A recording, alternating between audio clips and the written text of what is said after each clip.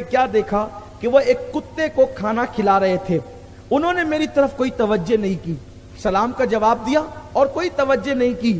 اور جب وہ کتے کو کھانا کھلا چکے, میں بہت حیران تھا, اتنے بڑے شیخ ہے اور مجھ جیسے آدمی کو دیکھ کر کتے پر پوری توجہ ہے, میری طرف توجہ نہیں, تو مجھے برا لگا.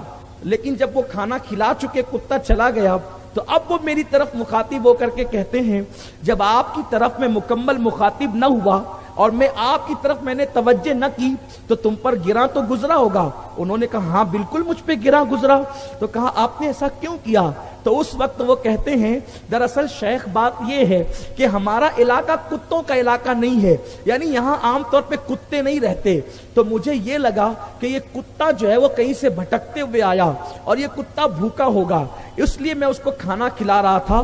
کیونکہ حضرت ابو ہریرہ والی ایک حدیث مجھے معلوم ہے کہ اللہ کے رسول نے حضرت ابو ہریرہ سے فرمایا, اے ابو ہریرہ, اگر اللہ کی کوئی مخلوق تیرے پاس کوئی امید لے کر کے آئے, تیرے پاس کوئی آس لے کر کے آئے, تو تجھ پہ لازم ہے کہ تو اس کی آس اور امید کو پورا کر.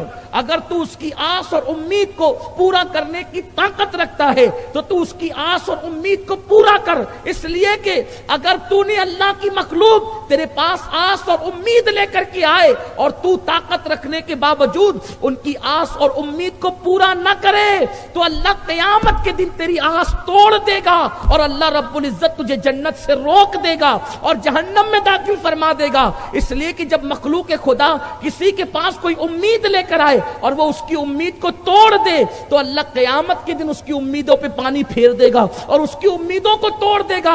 اے احمد ابن حنبل, یہ کتا میرے پاس یہ امید لے کر کے آیا تھا کہ یہ میں اس کو کھانا کھلاؤں, تو میں چاہتا تھا کہ اس کی امید کو پورا کر دوں.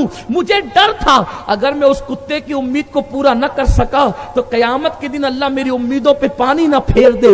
اس لیے میں نے تمہاری طرف توجہ بعد میں کی. پہلے کتا آیا تھا, میں نے پہلے اس کی امید کی تکمیل کی. حضرت احمد ابن حنبل نے کہا حدیثیں تو بہت لینے آیا تھا لیکن بس یہ ایک حدیث میرے لیے کافی ہے, اور جو آپ نے دیا ہے یہ بہت بڑا سرمایہ ہے, اسی پہ عمل کر لیا جائے تو دنیا بھی کامیاب ہے اور آخرت بھی کامیاب ہے. وہ رسول جس نے قوم کے حقوق بتائے, جس نے مخلوق کے حقوق بتائے, آج اس رسول کے حوالے سے ہم اتنا بھی ٹائم نہیں نکال سکتے کہ ان کی کوئی محفل سجا لیں. سے آقا فرماتے ہیں جس گھر میں کتا ہو, آج کل ایک فیشن چلا ہے, سنیما کے ذریعے سے, فلموں کے ذریعے سے, سیریل کے ذریعے سے لوگ کتے کو پالتے ہیں بچوں کی طرح, اس کو سینے سے لگاتے ہیں, اس کو بستر میں لے کر کے سوتے ہیں.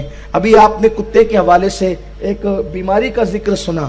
یہ کتا حضور علیہ الصلوۃ والتسلیم کی حدیث ہے, جس گھر میں کتا ہو اس میں اللہ کی رحمت کے فرشتے نہیں آئیں گے. اور یہاں تک کہ فقہا فرماتے ہیں جو بلا ضرورت کتے کو پالے گا اللہ کی بارگاہ کے اندر وہ جواب دے ہوگا اور عذاب کا مستحق ہوگا. کیوں؟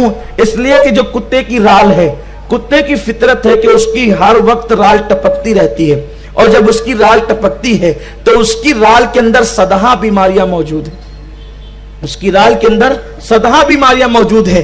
آج لوگ کہہ رہے ہیں کہ اس کی رال میں سدھا بیماریاں موجود ہے, لیکن امام الانبیاء صلی اللہ علیہ وسلم نے کتے سے دور رہنے کا حکم دیا اور فرمایا کہ جس گھر میں کتا ہو اس گھر میں